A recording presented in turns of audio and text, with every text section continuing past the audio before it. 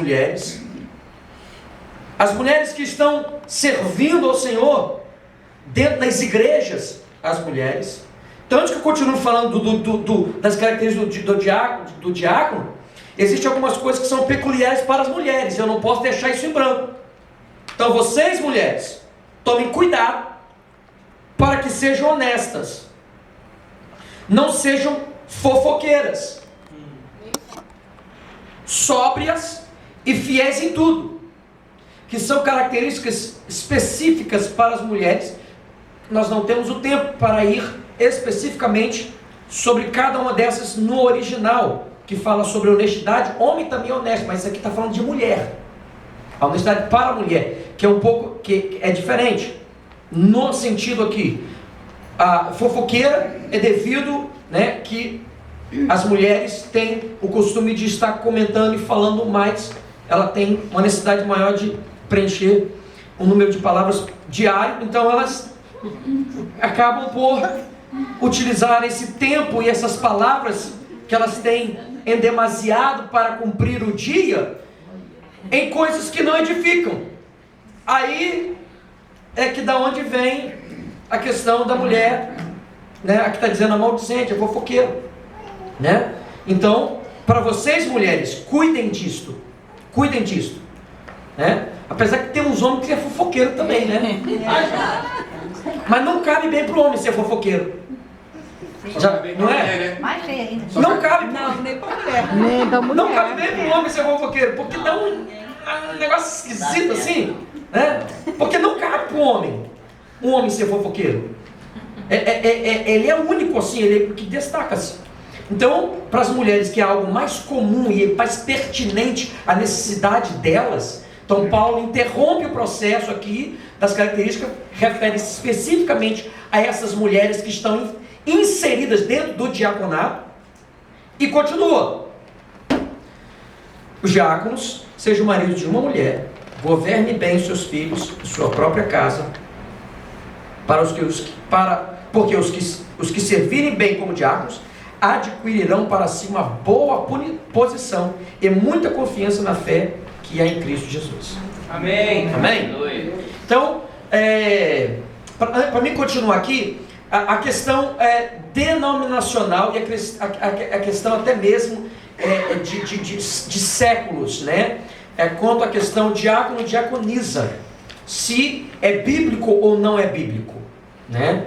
E eu entendo a interpretação bíblica aqui é que a diaconisa ela está inferida aqui, ela está inserida dentro do contexto quando está se referindo ao diaconato. Não é um texto isolado que está distante desse contexto quando ele está apresentando característica específica para esse cargo oficial dentro da igreja.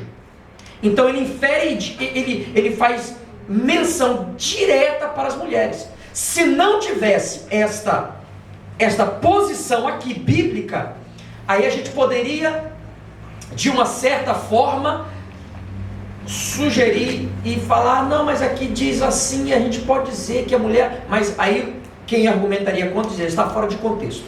Então aqui calou a boca de todos aqueles que querem argumentar contra, tá? Então, mas ainda alguns ainda preferem utilizar esse texto aqui e falam, não, ele está falando de outra coisa, está falando da mulher dele, mulher do diácono que fica em casa cuidando dos filhos. Aí eles tentam argumentar isso aí, mas a argumentação desse outro lado, ela torna-se muito fraca quando se trata de texto bíblico e de contextualização, de hermenêutica bíblica para a interpretação aqui dessa porção. Então, eu creio ser bíblico, né?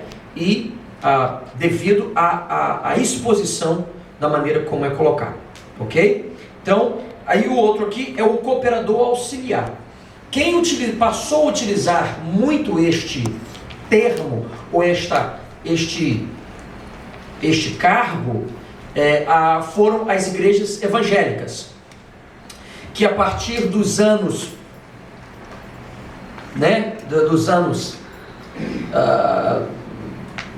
do início dos anos 1900, né, do início dos anos 1900, que começou a utilizar-se deste mecanismo para preparar o diácono, né? Porque como você vai preparar uma pessoa para que ela preencha todos esses requisitos que estão aqui? Ele tem que passar por uma escola. Então ele começa a servir durante o período probatório em observação, como aí colocou, colocou esse texto, foi estabelecido esta função como cooperador auxiliar de trabalho, para que fosse preparativo para o ofício de diácono ou diaconisa. Então, mas como diz aqui, é verdade que alguns ainda preferem não ter este cargo, essa função, porque não encontra base na Bíblia. Mas a verdade é você procurar fio de cabelo em sola do pé. Não tem. Então, quer ser muito correto, quer ser muito bíblico, às vezes a verdade é que esse tipo de gente acaba se inferir-se em outros erros que são grotescos na Bíblia Sagrada e acaba por negligenciar um processo de preparo para quem deseja servir a Deus. Amém? Amém. Então é válido, é lógico, é didático ter um auxiliar de trabalho, porque você acaba por preparar uma pessoa. Uma pessoa que tem uma empresa, uma companhia, ele não coloca a pessoa, você nunca entra na companhia ganhando o teto do salário, não é verdade?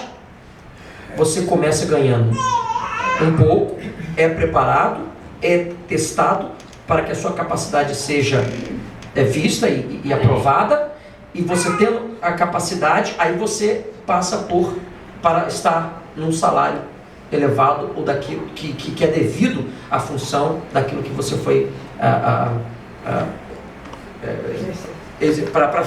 foi empregado para se trabalhar, né? Amém. Então é válido esta posição.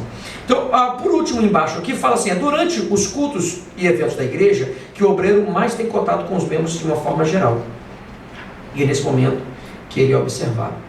Quero dizer para você que você é observado em todo o tempo, sabe?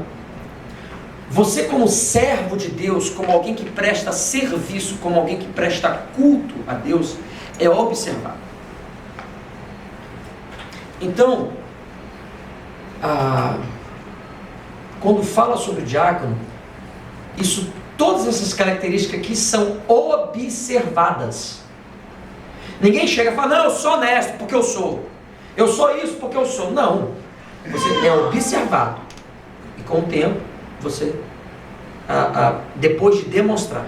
Então é durante esses trabalhos, esses períodos, sabe, em que de serviço da igreja, trabalho da igreja, que o obreiro é visto e observado. Amém? Então, antes que eu continue aqui, eu gostaria também de fazer menção, que eu não fiz menção no início, mas eu queria dar pelo menos a primeira parte, para fazer menção do irmão Anísio e da irmã Marisa, que estão conosco.